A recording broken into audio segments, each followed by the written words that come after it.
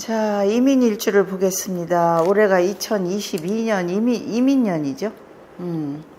일주가 무슨 뜻이냐, 여러분이 일주를 어떻게 찾느냐면 아주 완전히 이제 이 사주에 대해서 모르시는 분을 위해서 인터넷 만세력에 들어가면 태어난 생년, 월, 일, 태어난 시가 이렇게 나와요.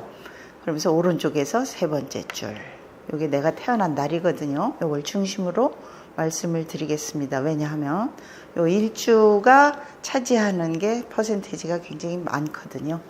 그래서 이민일주를 보면은 일단은 이 이민일주를 가지신 분은 올해가 조금 힘들겠어요. 왜냐면 복음이 들어와서 복음에 대해서 좀 이따 설명을 하기로 하고, 자, 이민일주는 굉장히 멋있는 일주예요. 임수위추로 가을 이슬. 임수는 물을 뜻하거든요. 수. 그 다음에 이는 인이 광곡 넓은 들판. 그래서 가을 이슬이 들판에 쫙 깔리는 형상, 굉장히 멋있죠. 그래서 이민일주는 물가에 호랑이, 물가에 큰 나무, 그리고 천주기인이 따르고, 특히 이민일주에 어딘가가 해수가 들어가 있다든가, 해운을 만난다든가. 여러분이 해운이 뭐냐, 여러분들이 제일 쉽게 말하는 돼지띠. 띠를 보는 거 절대 아닙니다. 빨리 알아들으시라고 이렇게 말씀드리는 거예요. 그래서 자, 해수가 오면은 걸록이 된다. 걸록은 말 그대로 성공의 아이콘. 걸록, 녹봉, 관록할 때, 그럴 때 그 걸록이에요. 걸록은 성공한다는 뜻이에요. 자, 해수를 만나면 그렇고, 자, 천우신조가 따르고, 게다가 관기학관, 문창귀인. 이게 무슨 뜻이냐? 어떤 공직이나 대기업이나 큰 조직에서 어떤 자기의 능력의 출중함을 인정받아서 출세하는 명식이다. 이 이민일주는 굉장히 멋있는 일주예요. 그리고 식복도 있고 음식 솜씨도 좋고, 이 중에서 가장 중요한 거, 주류무체, 두루두루 막힘이 없다. 식재관, 그러니까 식재관은 어떤 일터, 그 다음에 재성, 어떤 자기 재물, 그 다음에 관은 관직, 공직, 직업, 이걸 뜻하는 건데, 이 식재관이, 이민일주는 밑에 지장관이 인무 병갑이라고 있어요. 지장갑이라는 건 지장간은 무슨 뜻이냐면 숨어있는 천간, 하늘에 숨어있는 뜻. 이게 이제 식재관으로 돼 있어서 이게 주류무체가 된다. 막힘없이 흘러간다. 이런 뜻이거든요. 그래서 게다가 또 역마를 놓고 있어요. 역마, 인의 국가가 중국하고 유럽이 되겠죠. 그래서 인의 국가하고 연계해서 일을 한다면 아주 상당히 출세하는 명식이 될 수 있어요. 그렇지만 좋은 걸 또 다 가질 수는 없지. 그래서 모든 인생이 그렇듯이 이렇게 의식주가 풍부해 보여도 결과 성취가 잘 안 돼서 내심 고민이 많겠다. 이런 뜻이 되겠습니다. 자, 이제 이걸 치우고 관성을 한번 볼까요? 관성은 여명의 입장에서 보는 게 좋겠어요. 왜냐하면은 관은 직업도 뜻하고 남편을 뜻하기도 해요. 제가 여명, 남명 하는 뜻은 여성의 사주, 명식. 그래서 여명의 입장에서 보면은 이건 부의동태가 되겠습니다. 남편이 되겠죠. 그래서 그러면은 오행에서는 무토가 되겠어요. 이게 남편이 돼요. 남편, 부, 직업. 남자한테는 자식과 직업, 여성한테는 남편과 직업. 일단은 남편, 배우자가 제일 중요하죠. 그래서 무토는 생자병궁이라고 그래요. 생이라는 것은 장생을 뜻하는 건데, 이 장생이라는 거는 이 육식갑자 중에 최고의 길하다. 아주 후원성이 따르는 아주 굉장히 부러운 그런 12운성에서 말하는 거예요. 성격도 밝고 출세욕도 많고 행운도 많이 따르고, 대신 조금 나쁜 건 역마가 있어서 출장 업무가 많다 보니까 많이 돌아다니겠죠. 그래서 이렇게 능력 있는 남편과 만나서 인연은 하지만 중요한 건 사주 원국, 나머지 우리가 모르는 6자에 목이 또 어디 있느냐, 이거 참 중요하거든요. 목은 나한테 식상이 되기 때문에 내 기운을 설기시킨다는 뜻이 돼요. 그래서 이 목이 만약에 또 어딘가 있다면 부부의 해로 관점에 큰 차이가 있을 수 있다. 딱 이게 하나가 있으면 참 좋겠지만 또 어딘가 있는지 없는지, 게다가 또 대운이라고 하는 것은 여러분이 알고 있는 무슨 뭐 큰 행운 이런 뜻이 아니고 10년 주기로 바꾸는 거, 움직인다라는 거죠. 그 대운에 목이 또 있느냐 없느냐 여부에 따라서 달라지겠죠. 게다가 이제 이민일주가 왜 여성한테 좀 힘들다라고 말하냐면 관이 공망이에요. 관이라는 것은 남편이라고 얘기했죠. 자, 공망이라는 건 또 무슨 뜻이냐? 공망. 자, 여기는 물질계, 여기는 욕망계, 물질계는 여기는 실존, 여기는 허구, 허상, 없는 것을 쫓다. 이 관이 공망이란 말이에요. 그래서 어떤 관직이라든 게 올곧게 쭉 들어가기는 들어가겠지만 사수하기는 참 쉽지는 않겠죠. 그래서 관공이라는 것은 말 그대로 없는 것입니다. 그래서 항상 공허해. 그래서 특히 이민일주의 여명은 인생의 허전함이 참 크고 또 남자로 인해서 울고 웃는 명식이다 해서 어딘가 목이 또 있다면 득한다.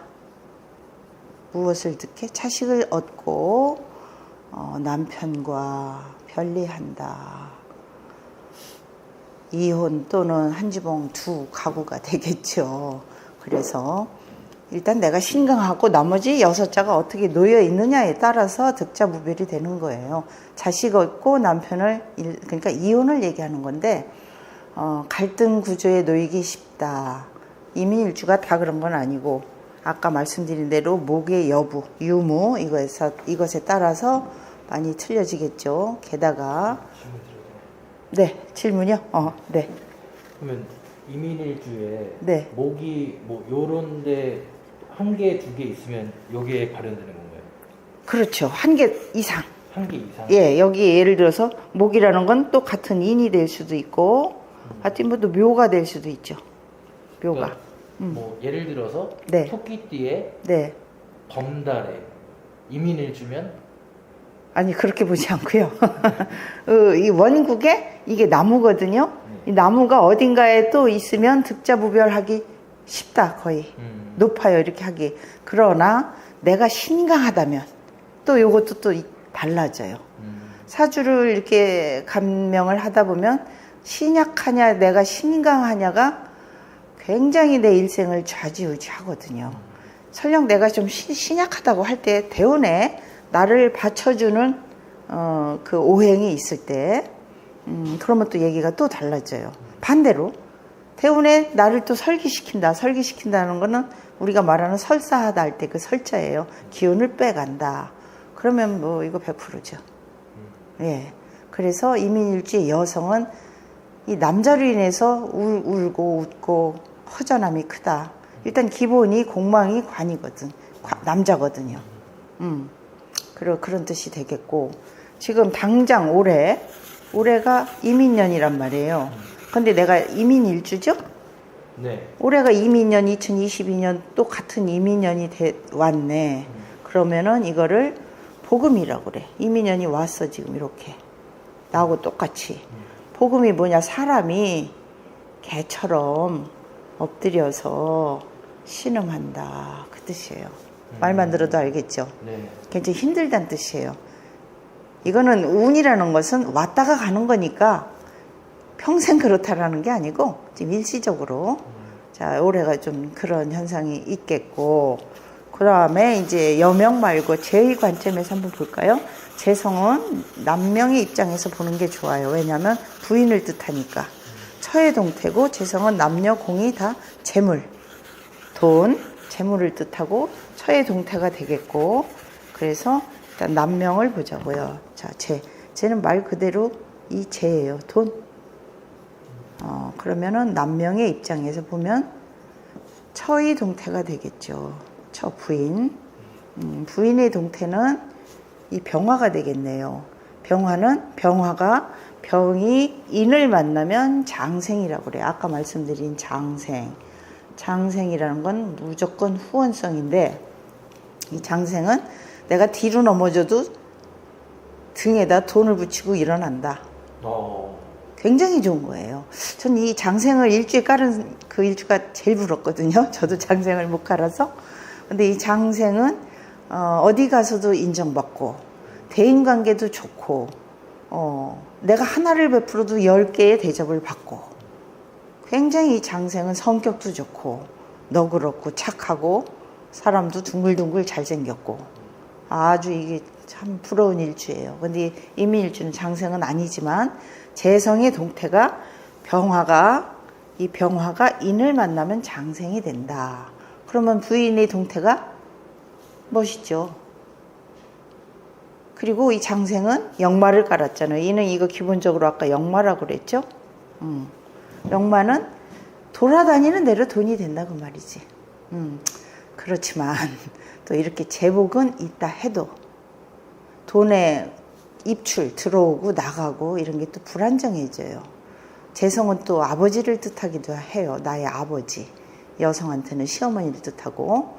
그래서 부인과 처와 아버지가 조금 부채가 따를 수도 있고, 이로 인해서 남명의 입장에서 부부 갈등이 예상되기도 하고, 이게 또 원인이 되기도 하기 때문에 최대한 이민일주의 남성, 여성은 가능하면 만혼, 늦게 결혼해야지. 만약에 조혼을 한다면 병궁의 아내거든. 역마라는 거예요. 병궁. 말 그대로 병지. 병은 말 그대로 아픈 거. 아니면 돌아다니는 거. 병궁의 아내. 그러니까 남명의 남자 입장에서는 마음고생이 예견되죠. 여성이 막 돌아다녀야 되니까. 또 그래도 원국에 또는 대운이 청기하게 흐른다면 아주 순탄하게 또 갈 수 있어요. 그래서 일주가 아무리 같다 그래도 나머지 6자가 틀리면, 예를 들어서 덕분씨하고 제가 같은 이민 일주인데 제가 어딘가 목을 또 깔았고 덕분씨는 안 깔았고, 그러면 또 완전히 틀려요. 살아가는 게. 그래서 나머지 6자를 알아야 돼요. 대운을 알아야 되고. 그래서 처의 동태는 이렇습니다. 또 이제 플러스 탕화라고 있어요. 탕화가 말 그대로 옛날에는 이걸 끓는 물에 팔팔 끓인다. 그래서 끓는 물을 조심해라 어쩌고 하는데, 그런 뜻이 아니고 분노 조절 장애, 분노 폭발할 일이 자꾸 생긴다. 그게 언제? 올해 이민일주가 인이 동착이 됐죠. 같은 인이 됐잖아요. 그리고 사의 운해, 사는 여러분이 아는 뱀띠해 또는 신운해, 원숭이띠 해에, 띠는 절대 아니지만 빨리 이해하시라고 띠를 예를 드는 건데, 특히 이민일주가 인신년, 신년이라든가 이럴 때는 여행할 때 뼈를 조심하고 또 위도 좀 안 좋고, 왜냐하면 이게 충형운이라고 해서, 이게 무슨 뜻이냐, 싸우는 거예요. 이렇게 충돌하는 거야. 충돌하면은 얘가 흔들려요. 지장간이 이렇게 흔들려갖고 얘가 튀어나온다고. 그랬을 때 나한테 십성 오행, 그러니까 그게 남편이 되냐, 부인이 되냐, 본인이 되냐, 돈이 되냐, 직업이 되냐, 자식이 되냐, 그거 십성 오행이라고 그래요. 그 십성에 한두 개가 흔들려서 잘못하면 흉이 될 수 있다. 반드시 흉은 아니에요. 반대로 길로 변할 수도 있어요. 원국에서 어떻게 만나느냐에 따라서. 그래서 충형운은 무조건 나쁘다라고 흔히들 말씀을 하시는데, 그게 아니고 좋을 수도 있어요. 나쁠 수도 있고. 원국을 알아야 돼요. 원국이라는 건 나머지 6자. 그래서 이제 그렇다는 뜻이 되겠고, 그래서 올해 탕화가 오니까 이민일주는 술을 마신다든가 이런 걸 좀 조심해야 되겠죠. 분노 폭발, 분노 조절 장애. 특히 이제 기혼자들은 분노 조절 장애 오면은 뭐 뻔한 거잖아. 이렇게 부딪히니까. 그걸 알고 계시면 그 자체가 개운이 되는 거예요. 자, 이민일주가 내년을 또 한번 볼까요? 내년은 이제 개묘년이 되겠네. 개묘년. 자, 이민일주에 내년에 만약에 2023년에는 좀 또 좋지 않겠네요. 왜냐하면 식상운이 돼요. 직장에 이동수가 있고 사표 쓰는 사직운. 그래서 각별히 주의해야 되는데, 나 뭐 이 직장이라도 나가서 잘 먹고 잘 살 수 있어 라고 말씀하시고 나가면 결과는 꽝. 무조건 내년에 사표 쓰거나 뭐 이직을 하거나는 심사숙고하게 고려하셔야 할 내년입니다. 뭐 좀 참고하셨으면 좋겠고요. 자, 뭐니 해도 최고의 개운법. 개운하는 거잖아요. 내가 나쁜 것을 좋게 개운하는 거다. 자, 병이 있으면 약이 있지. 개운에서 제일 중요한 거, 우리가 좀 재밌는 말로 최고의 부적. 최고의 부적. 업상. 이걸 업상으로 대체한다. 업상이라는 것은 내 사주 명식과 맞는 직업을 선택하기. 그래서 제가 지금부터 이제 계속 업상 대체란 말을 많이 쓸 건데, 최고의 부적이고 최고의 개운법입니다. 그래서 이민일주는 뭐 어떤 이공계에 관련된 일을 하시거나, 아까 말씀드린 관직, 뭐 대기업, 큰 조직, 특히 이민일주가 교육공무원에 또 잘 나가는 교육공무원이 많아요. 그리고 인의 국가, 중국과 유럽에 관계된 어떤 무역을 하신다든가, 또 이민일주가 병원이나 약국의 종사자가 또 의외로 많아요. 자, 병원 관련, 약국 관련, 어떤 중국, 유럽에 관련된 어떤 무역, 그렇지 않으면 공무원. 자, 이게 업상이 되겠습니다. 그리고 또 이민일주한테 해드리고 싶은 말은 남연, 몰래 연애하다가 들켜서 깨진다. 불미하게 끝맺음이 된다. 아름답게 끝나지 않고. 그래서 남명엔 여연이 따를 것이고, 여명한테는 남연이 따를 것이다. 그러니까 연애도 잘 고려해서 하셔야겠죠. 불미하게 끝날 확률이 높아요. 자, 이 이민일주는 이민일주가 만약에 이사를 간다든가, 뭐 침대에 머리를 그 방향에 두고 잔다든가, 사업을 개업을 할 때 뭐 사무실을 뭐 창업한다든가, 어쨌든 뭐 결혼식을 한다든가, 이런 중요한 일을 둘 때는 어떤 방향으로 하냐, 미토 방향으로 하시면 이거 굉장히 도움이 되실 거예요. 미토 방향이 무슨 방향이야 도대체가? 시계 7시 방향. 자, 이렇게 하시면 굉장히 이거는 아주 좋은 제가 힌트를 드리는 거예요. 대신 아주 나쁜 방향, 그걸 화계 방향이라고 하는데, 화계는 화려함을 뒤엎다. 결국엔 쫄딱 망해서 부모님 밑으로 캥거루처럼 다시 들어간다. 그런 뜻인데, 아주 굉장히 좋은 방향이라고 제가 금방 말씀드렸죠. 이거를 반환이라고 해요. 반환. 반환이 말 그대로 말의 안장을 타고 올라탄다는 얘기예요. 부여잡는다는 얘기죠. 말에 올라타는 것도 좋은데 안장까지 깔고 올라타. 상당히 안정된다. 그런 뜻이 되겠어요. 근데 화계. 쫄딱 망하는 방향. 술토가 되겠네요. 술토. 술의 방향은 그럼 또 몇 시 방향인데 시계 10시 방향이 되죠. 자, 요거를 참고로 하시면 상당히 도움이 되시리라 보고, 나머지 대운이라든가 사주 나머지 6자에 따라서 또 내명식이 많이 또 달라져요.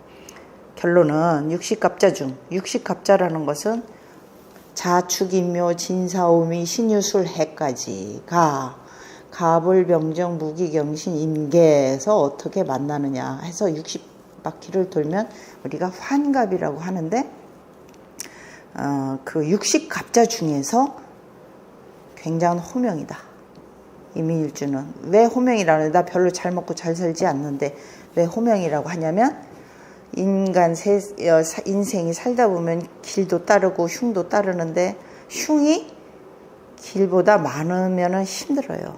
근데 이 이민일주는 길이 흉보다 훨씬 많아요. 흉이 좀 작다. 그래서 호명이라고 한다. 자, 도움이 되셨습니까? 좀 도움이 되시기 바랍니다. 네. 이것도 이거에 따라 달라질 수 있는 거죠? 나머지 원국에 따라서. 예, 그러나 이 일주가 차지하는 비중이 굉장히 높아요. 그렇다고 모든 분의 이 사주가 나머지 6자를 제가 다 봐드릴 수는 없어요. 그러면 1억 2,500만 개의 경외의 수가 나와요. 그래서 일주만 분석하는 거예요.